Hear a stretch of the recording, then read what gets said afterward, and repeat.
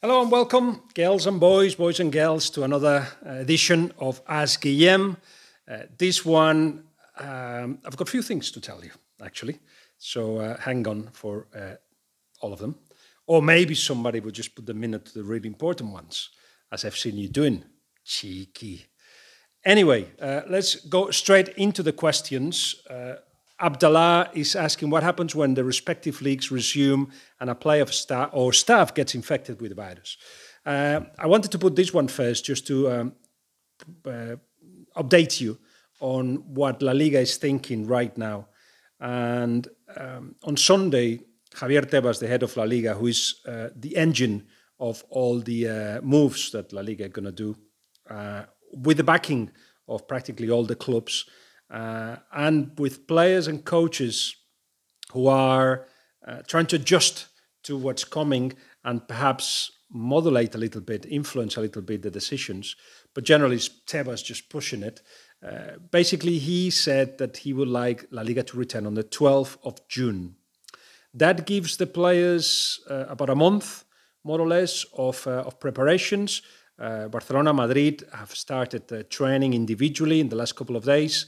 And then, in theory, on the 18th of May will be more group training, and eventually that will become, of course, training together, etc. So more or less a month. But in the same place where Javier Tebas talked about that, it was a television show.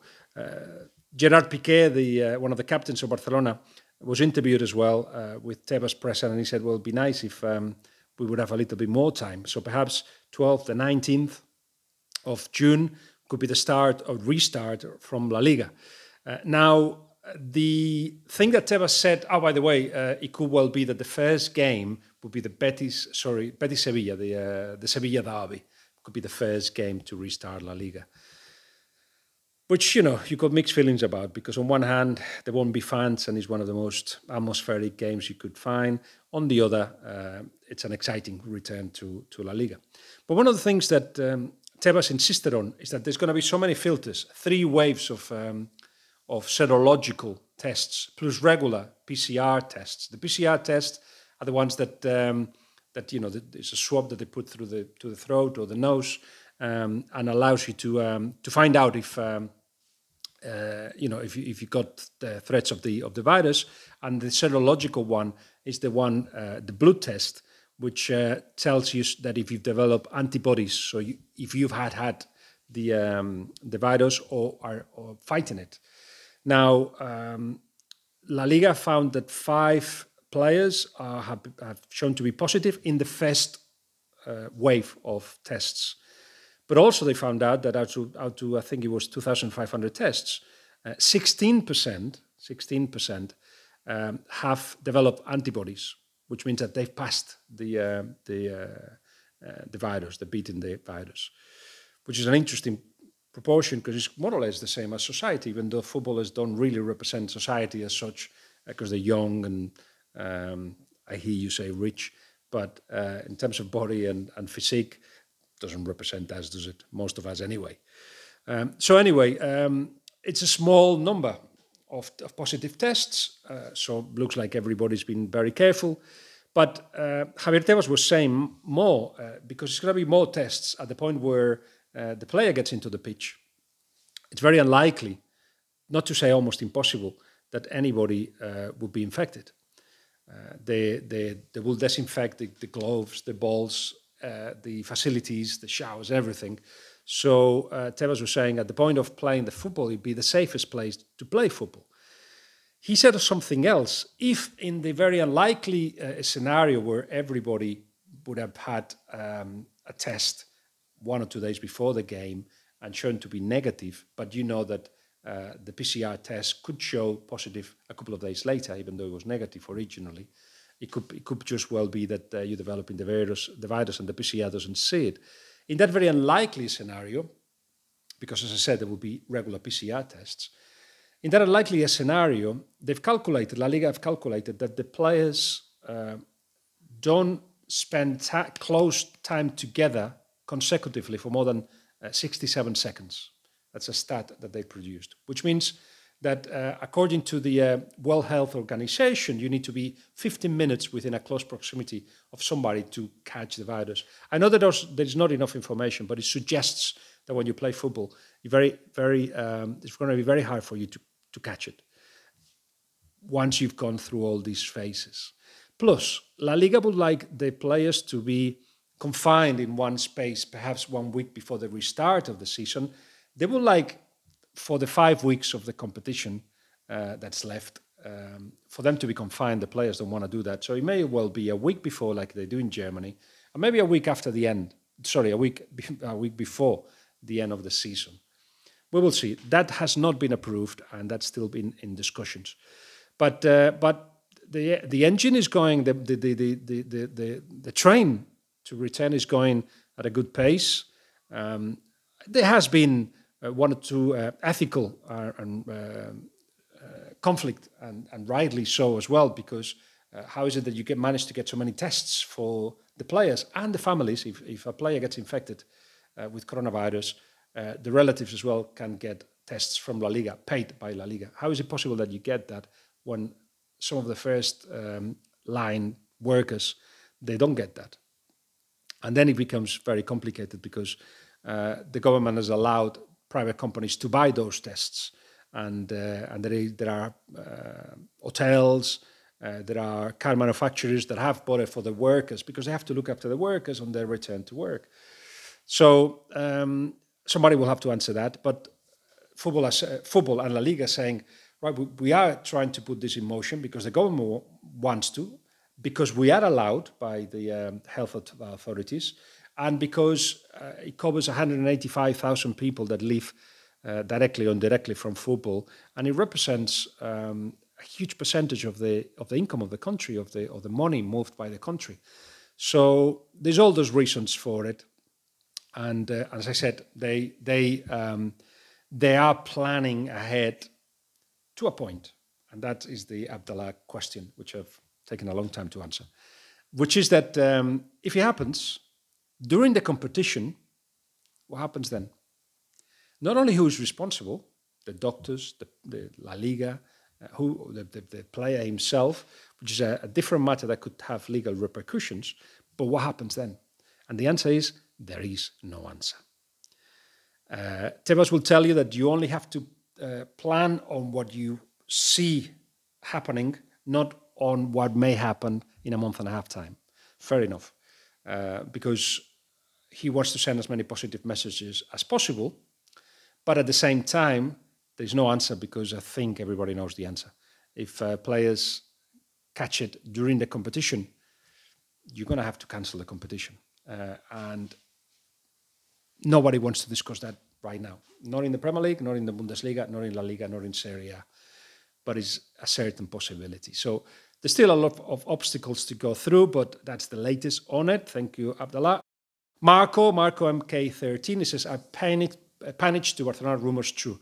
They're very true.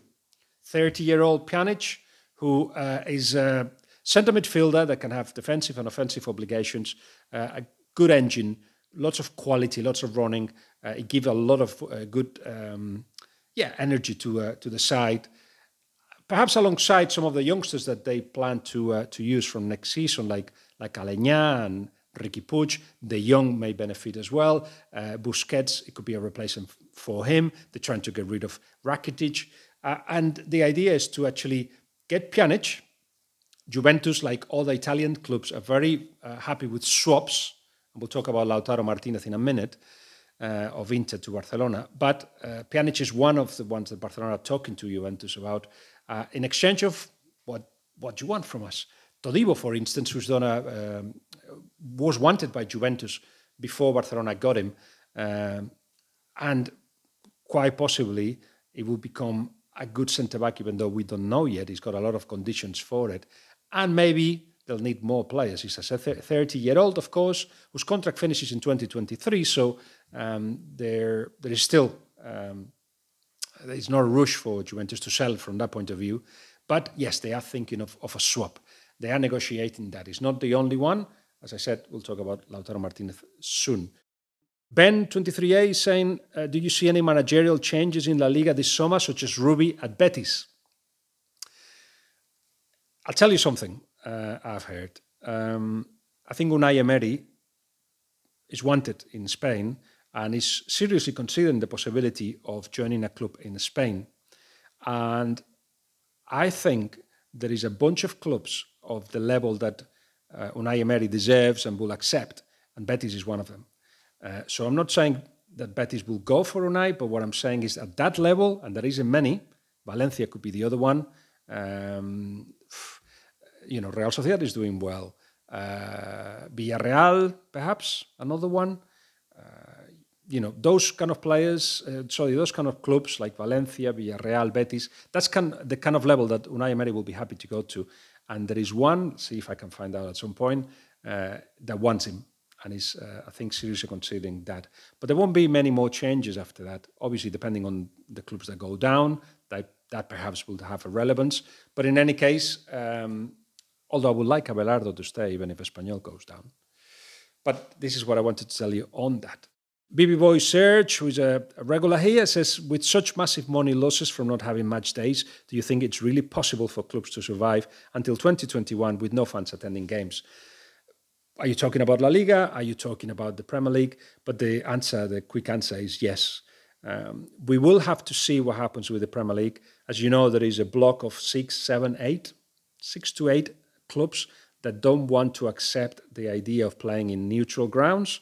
And perhaps you'll hear more at the time that this comes out, because, of course, on Monday there's a meeting of the 20 clubs, which I think is a continuation of the conversations in which the bigger clubs, for their own interests as well, not just for the common good, but for their own interests, they want to play. Some of them because they want to qualify for the Champions League. Some of them because they want to finish the season and win the league, etc. Basically, they want to push the bottom six not to accept. To accept the new conditions, the new way of playing. And there's a big obsession in the Premier League, has always been from the beginning of the coronavirus and the pandemic, on the integrity of the league. There are more, started with 2 or 3, but then more started to think that if the league is not as integral as, if there is no fair play in it, if it's played in a different way that has been played so far, like playing in neutral grounds, of course, well, then maybe they shouldn't play at all, because it doesn't keep the integrity of the competition. So we'll see what happens with that. The thinking for some of them is that it will be less cost worth, or what would be the word? It will cost them less to actually finish now and restart in September, when perhaps there are better medicines to help those that get coronavirus, even though there won't be a vaccine. But you may be able by then to open up the gates to a third of the seats in the stadiums, maybe, or maybe late in the year, maybe in January. That will be bringing some money. Also, if you stop now, you lose between 80 to 100 million pounds. But if some of the clubs go down, they will actually lose the money that comes from television, which is about 100 again, and they will only get about 7.5 million from the championship. That is obviously a big issue. But thirdly, as well, there is the fact that a lot of clubs depend on the transfer market, on selling players and bringing money that way. Some of it to pay debts, some of it to become stronger in the market, and some of them to actually get players that make the team better. So the transfer window is important, and those clubs are saying, or some of these clubs is, if we stop now, we've got time to plan ahead and to have a decent transfer market for everybody to actually raise the money that they need, or some of it anyway. Yes, there will be, of course, losses. As I said, it's calculated that if the league gets played, it will be a 30 million pounds losses. But if it doesn't get played, it could be 130 million. But that 100 can be found next season by getting more television money. There will be an impact, no doubt about it, by reducing the wage of the players and by being clever in a transfer market that if it's long enough, you can make the moves that you want. That's one of the reasons why they don't want the competition to restart. But another one is, as I was saying, because some of them clubs don't want to go down, obviously, and the cost of it could be huge. In La Liga, for instance, those losses will still be important, but they want to play this season, so at least they get the money for this season, which is still, I think, that at the end of May has to be another payment from the television money to the clubs. And yes, there will be, depending on the clubs, the losses will be big or not so big in terms of gate money. Real Madrid will have they calculate 120, 130 million euros for the full year without fans. But, for Getafe will be much less. And that's why they calculated that perhaps there won't be fans most of next season. They've given the season ticket holders the season ticket away for free next season. That's what Getafe has done, which adds added pressure to the other clubs. Now they have to decide what to do, how to treat the fans that haven't been able to see the last 5-6 games at home, having paid for them. As you can see, there's so many complications, and there's not, League One and League Two in England, they're going to be suspended, cancelled. I'm sure about that. But Championship could be as well. It looks very likely that that's the case. And then what do? Do they actually go up? West Brom and Leeds? How about who else goes up? And remember, the EFL and the Premier League are two different entities. So if the Premier League decides to suspend the league, it's getting too complicated now. With this, I finish. Suspend the league, and they decide not to have relegation. The EFL are going to take them to court because they want those teams to get relegated, and they want to bring 3 up as their contract, as the contract that the Premier League and the EFL have got says. Did I bore you enough right now? But yeah, complications are huge, and some of the Premier League clubs are saying, look, if there is no relegation, the parachute money, we can give it to the clubs affected, West Brom, Leeds, whatever else, and you distribute it whatever you want. I can tell you something else to convince the bottom 6. Some of the top clubs are saying, how about if we give you this player, or there is this compensation for you to vote in our favour? That's the kind of negotiations that are taking place. Fascinating in a way. T-Voice K says, with Leroy Sané looking certain to leave City for Bayern, is Pep looking for a replacement, or does he already have targets? That's the biggest point I wanted to make on this video this week. Just one quick note on Dembélé, for instance. We published in a Sport that he is ready to go to train, to actually not to train with the group or individually even, but to continue the rehabilitation. They reckon in a month and a half he could be ready to start playing, Dembélé, but Barcelona replaced him with Braithwaite. So what Barcelona want to ask the federation is, can he actually be joined if he is fit for whatever is left of the season, maybe a month or so, even though there's a big risk. They want to have the possibility of doing so because those contracts are finished on the 30th of June, the loan deals, they say it's going to be a flexibility. So you can renew the contract from the 13th of June until the end of the season, and the loan deal exactly the same. Well, Barcelona is saying, if that's the case, why aren't we flexible about this? He's now ready to come back. Can we use him? I think the federation will say no, but Barcelona will definitely try that. And on City, obviously, in terms of signing and what to do next, this season and next, or in terms of signing next season especially, they need to find out what's the money that's going to be lost. Is it 30 million if the games get played until the end of the season, or is it 130 if the games, if the league is suspended? So, meanwhile, they have decided already that they want 4 players for next season. 4 players that can be in the lineup, straight into the lineup. So they calculated that they looked around for what's available, of course, and the plan was that if there hadn't been a pandemic, perhaps they could have focused on players that are more expensive, maybe. But right now, between swaps and adding 20 million here or there, they think they can still get those 4 players. And if they sell Sané for 60 or 70 million euros, which is what they're asking for, I've calculated in euros, but calculated in pounds, like, 55 or 65 million pounds. If they sell him, then they will be able to replace him. But even if they don't sell him, they will be looking then for 3 other players. They are very happy with what's in the midfield and in the attack. They're very happy with the developing of Gabriel Jesus, and of course Kun Agüero may have thought about leaving next season. Not anymore, of course, he's staying. And as I said, a substitute of Sané if he doesn't arrive. But basically they want 2 centre-backs and 1 full-back. And perhaps a centre-back that can play a centre midfield as well. But they reckon that they are sorted in the centre midfield position. So that's what they want. And the other thing that will change is the goalkeeper, the substitute goalkeeper. I've got the impression that they're going to bring back Zach Steffen from Fortuna Düsseldorf, the United States player, who was on loan to Fortuna Düsseldorf.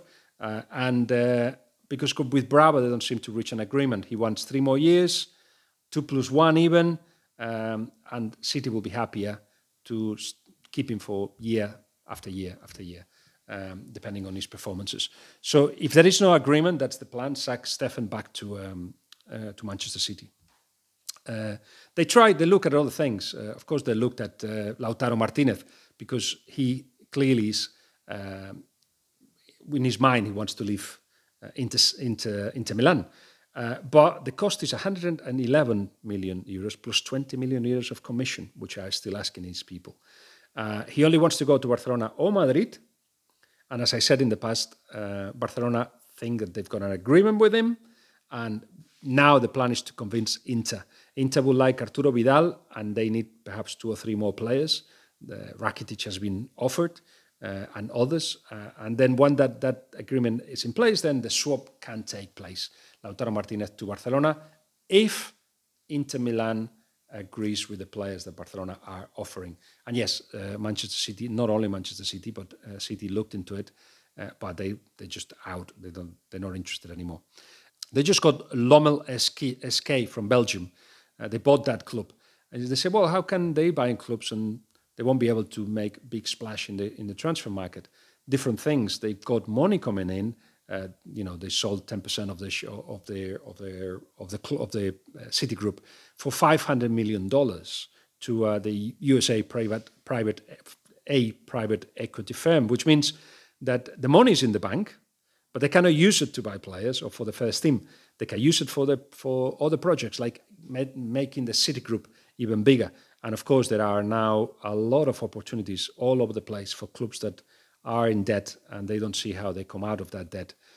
So they can just grow that way. The City Group is perhaps one of the most solid football groups that are around. The value of, I think, is $4.8 million. I think I saw last. Billion dollars. So they're quite sorted in terms of the group and the strength of the group. And of course, they can buy a lot of players that can go into those clubs, and that's how they're going to function. So that's what I wanted to tell you. And with that, I'll leave it here. Until next week. Bye-bye.